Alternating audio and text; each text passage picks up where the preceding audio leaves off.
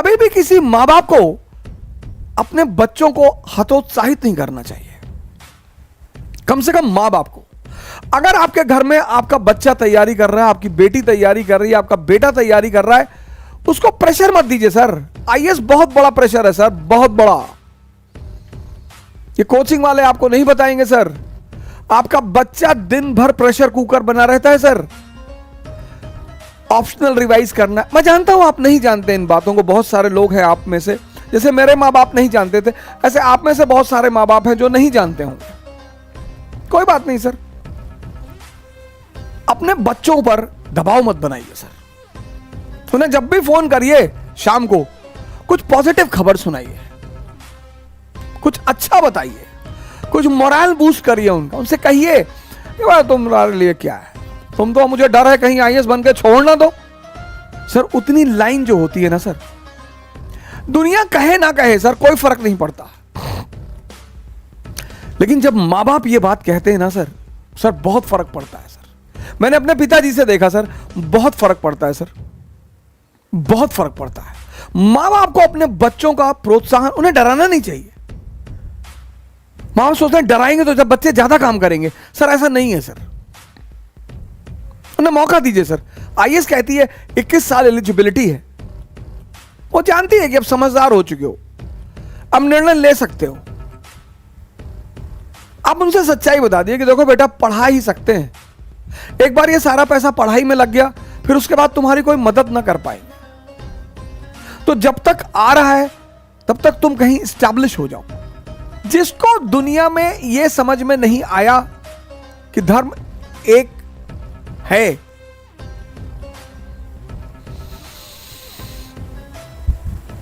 वो कुछ ना कर पाएगा सर।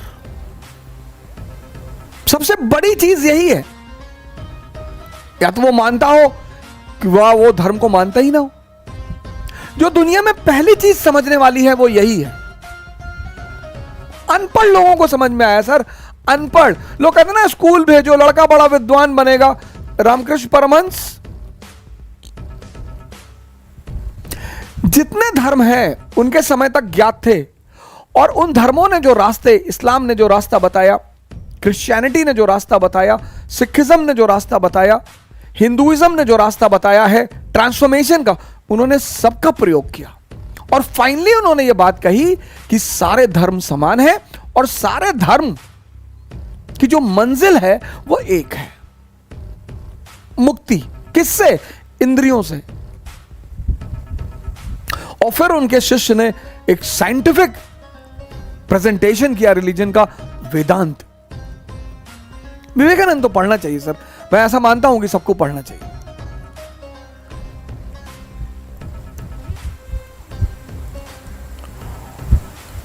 जब तक आप छोटी छोटी चीजों से मुक्त नहीं होगे ना सर, राइज कैसे करोगे, उठोगे कैसे? Gift to monotheism. जब सती प्रथा का विरोध करना शुरू किया उन्होंने, और हाहाकार मच गया समाज, हाहाकार मच गया। जो हाल इंस्टेंट ट्रिपल तलाक का हुआ, वही हाल उस समय मैंने अंदाजा लगाया, मैंने फील किया कि यार कितना हिंदुओं को बुरा लगा रहा होगा उस वक्त। सती प्रथा हिंदुओं के किसी धार्मिक ग्रंथ में मेंशन नहीं है, किसी। जब बेंटिक ने सती प्रथा खत्म किया तो राधाकांत देव थे धर्म समाज के संस्थापक, उन्होंने बेंटिक को एक पत्र लिखा। राधाकांत देव, क्रॉस चेक कर लेना, धर्म समाज के संस्थापक। तो उन्होंने बेंटिक को एक खत लिखा कि हिंदू रीति रिवाज में गैर हिंदू को दखलंदाजी नहीं करना चाहिए, वरना हम बगावत करेंगे। तो बेंटिक ने बुलाया राजा राम मोहन रॉय को कि क्या चाचा, तुम तो कह रहे थे हमारा धार्मिक मुद्दा ही नहीं है। हाँ, बोले बिल्कुल नहीं है। बोले ये देखो लेटर आया है, बगावत की धमकी दी है। बोले बुलाओ, बुलाओ इसको, राधाकांत देव को बुलाओ। राधाकांत देव को बुलाया गया। बोले बताओ कहां लिखा है, किस धर्म में, पेज नंबर दिखाओ, चैप्टर दिखाओ, बुक दिखाओ, कहां लिखा है। उपनिषद में लिखा है, वेद में लिखा है, पुराण में लिखा है, कहां लिखा है, कहां इस प्रथा को मान्यता दी गई है? इसका मेंशन है सर, सती का मेंशन है। इस प्रथा को अनुमोदन किसी ने नहीं दिया है सर। हमारी पहली सती मां पार्वती है। सर उसका एक धार्मिक रीजन है। उसी पर एक अलग वर्ग पैदा हुआ, तंत्रवाद। ये जो भारतीय सभ्यता है ना सर, इसे कुछ ब्रांड एम्बेसडर हैं, जैसे प्रभु हनुमान जी हैं, वो ब्रांड एम्बेसडर हैं किसके? ध्यान के। बस राम के पीछे पड़े रहो। कौन है राम? कॉन्शियस, चेतना। तो जब तुम राम के पीछे पड़े रहोगे, अब इंद्रियों पे तो पशु भी जीता है सर। हम जब तक सिर्फ इंद्रियों पे हैं तो पशु से बहुत ज्यादा ऊंचे थोड़ी है सर। लेकिन प्रभु हनुमान का कहना है कि राम के पीछे पड़े रहो, पर 24 घंटा राम के पीछे पड़े रहो, तुम भी भगवान बन जाओगे। हनुमान चालीसा इतनी साइंटिफिक किताब है सर। मैं चर्चा करूंगा सर, मैं निश्चित तौर पर चर्चा करूंगा। जितना मुझे पता है मैं उतना तो चर्चा करूंगा ही सर। जो मुझे नहीं पता है मैं आपसे पूछ लूंगा। प्रभु राम ब्रांड एम्बेसडर हैं सर, ब्रांड एम्बेसडर हैं सर एक आइडियल राजा के, कि जो इंद्रियों से ऊपर उठ जाए, बस वही एक आदर्श राजा बन सकता है।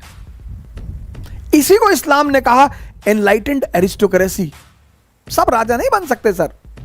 जिसके खुद की हवस जिंदा हो, वो किसी के लिए क्या करेगा सर। इसलिए हमारे नेताओं ने सोचा तत्कालीन कि शिक्षा प्रणाली को ध्वस्त कर दो, कि ये 1 अरब 30 करोड़ लोग सोच ना पाए, इनको उलझा दो। किसमें? आरक्षण में। ये ले, हाँ दलित मुसलमान। मैंने जब ये शब्द पढ़ा पहली बार, दलित मुसलमान। कभी आप दिल्ली आए और राजू चौक की मेट्रो से करोल बाग की मेट्रो की तरफ बढ़े, तो जैसे ही मेट्रो इंटरनल टनल से ऊपर की तरफ बढ़ेगी ना, राइट हैंड साइड की जो दीवार है वहां आपको लिखा हुआ मिलेगा, दलित मुसलमानों को आरक्षण दो। मुसलमान वो भी दलित। सर इस्लाम का पूरा कॉन्सेप्ट ध्वस्त हो जाएगा जिस दिन मुसलमानों में दलित होने लगेंगे ना सर। मुसलमान वो भी दलित, संभव ही नहीं सर, पॉसिबिलिटी ही नहीं, गुंजाइश ही नहीं। फिर बिहार में कहा दलित ब्राह्मणों को आरक्षण दो। किस बात के ब्राह्मण? आरक्षण को खिलौना बना लिया। इतनी प्यारी चीज आरक्षण। आरक्षण एक मीडियम है सर, कि जो समाज के पिछड़े लोग हैं उनको मुख्य धारा में लाया जाए।